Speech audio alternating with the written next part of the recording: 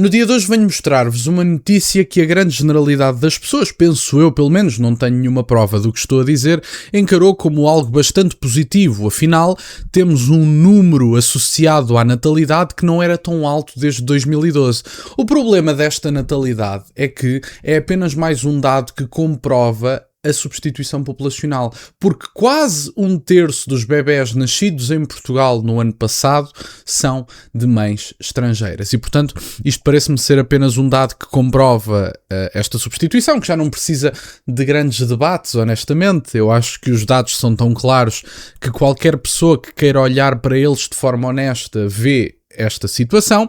Vamos ver a notícia e fazer uns comentários. Ora, como eu dizia, Portugal registou em 2025 o número mais elevado de nascimentos num único ano desde 2012, com um total de 89 mil bebés, dos quais 28% são de mães estrangeiras. Eu acho interessante que os mídias tradicionais tenham partilhado esta notícia e que deem particular ênfase à notícia de que os bebés, pelo menos 28% deles nascidos em Portugal, são de mães estrangeiras, quase que dizendo, bom, estão a ver, nós não teríamos este nível de natalidade sem os estrangeiros.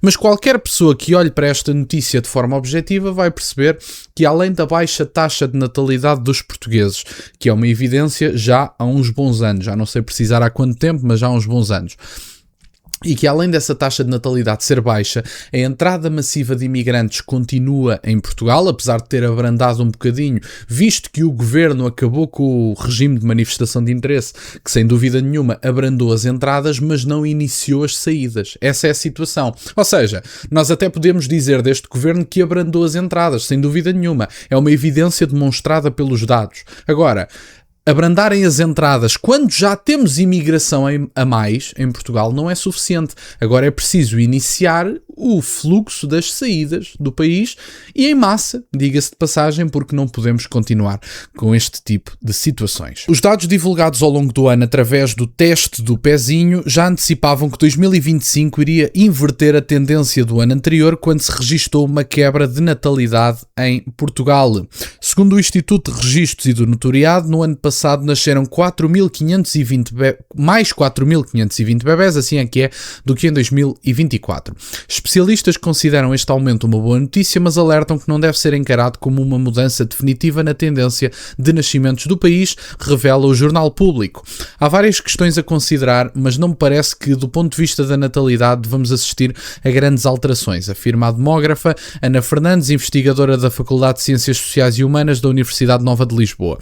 Quase 30% dos nascimentos são de mães estrangeiras, o que evidencia o efeito da atração de jovens mães para um nascimento seguro e pode ter influenciado estes resultados. Maria Filomena Mendes, investigadora da Universidade de Évora, destaca ainda o papel extraordinariamente importante da imigração no aumento de nascimentos, sublinhando que a sua influência pode ser ainda maior do que os dados indicam, uma vez que não são considerados os casos em que a mãe é portuguesa e o pai é estrangeiro. Portanto, basicamente, para estas duas senhoras em específico, que são duas investigadoras, é um papel extraordinariamente positivo. Lá está, porque é um consenso liberal, e eu não gosto de utilizar as expressões do António Filipe, mas eu acho que as expressões do António Filipe se adequam neste caso. O António Filipe tem utilizado com frequência para descrever a abordagem que a maior parte dos partidos tem em relação à economia, uma espécie de social-democracia, mais imposto, menos imposto, no fundo é isso, e chama isso o consenso liberal, ou o consenso neoliberal.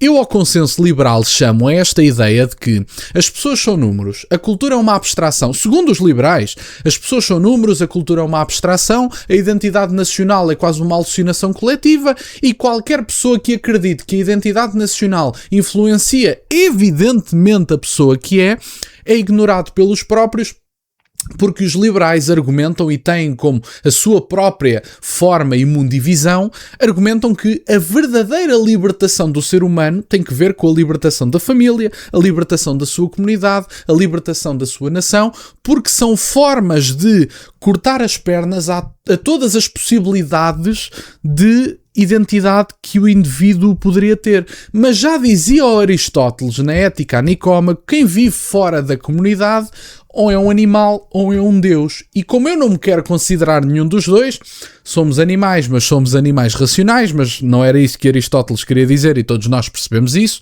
O ser humano é um animal social e por muito que os liberais ignorem a evidência da natureza humana, que é ignorada também pelos socialistas e pelos comunistas, nós somos um animal social. Nós existimos em convivência e em comparação com as outras pessoas. Aquilo que nós somos também é definido e principalmente definido por aquilo que é a nossa comunidade e por aquilo que é a nossa nação. A nossa língua, a nossa história, as nossas tradições, etc. Não é uma questão aleatória. Não existe indivíduo sem a comunidade. Isso é um ser que não existe. E já não existia para Aristóteles e continua a não existir em 2026. É uma evidência. Mas pronto, as pessoas têm esta dificuldade, principalmente os liberais. Portugal registou mais de 89 mil nascimentos em 2025, dos quais cerca de 28% envolveram mães estrangeiras, revela os dados do IRN. Entre estes 9.211 bebés, tinham mãe brasileira, angolana, cabo-verdiana, indiana e guineense. E, portanto, a substituição populacional continua a todo o curso. Eu bem sei que as pessoas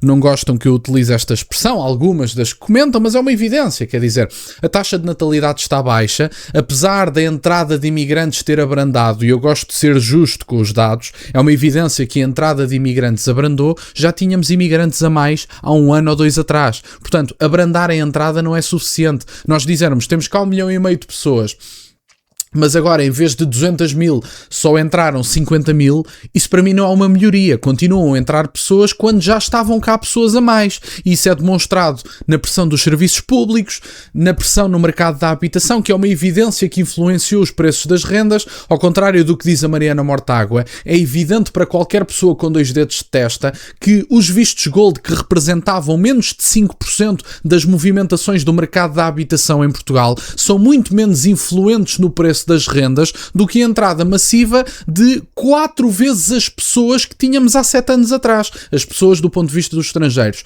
Não genericamente, não passamos para 40 milhões. Estou a dizer é que os imigrantes quadruplicaram em 7 anos e que por isso estas pessoas não querem viver na rua. Evidentemente, ninguém quer viver na rua. E às vezes predispõem-se a viver aos 10 e aos 15 num T0 ou num T1 no Martim Moniz e adivinhe se isso vai aumentar as rendas. Porque 15 pessoas a pagar 100, 200 euros, às vezes em regime de cama quente, para o caso de não saberem o que é, são pessoas que pagam para dormir 7, 8 horas e depois trocam por outra pessoa que vai lá dormir as outras 7, 8 e, portanto, o regime de cama quente e este tipo de, de entrada no mercado da habitação vai sem dúvida nenhuma influenciar os preços. Até as capitais europeias que mais constroem na Europa não aguentam esta entrada massiva, partindo do pressuposto que ela era benéfica, coisa que não é, e para mim é uma evidência que não é. E, portanto, isto é uma substituição populacional em curso. Nós temos que começar a pensar já para 2026 num plano de repatriamentos em massa. O país não pode continuar a ser descaracterizado pela entrada massiva de estrangeiros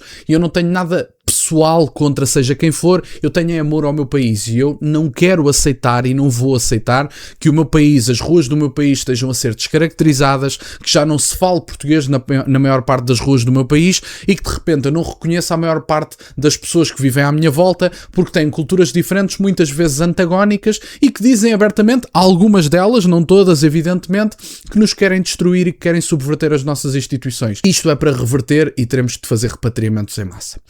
Era isto que eu tinha para partilhar no dia de hoje. Fico-vos muito grato que estejam desse lado. Peço-vos só que deixem o gosto neste vídeo e que subscrevam o canal. Tem as minhas redes sociais, o MBA na descrição, por acaso de quererem fazer alguma doação.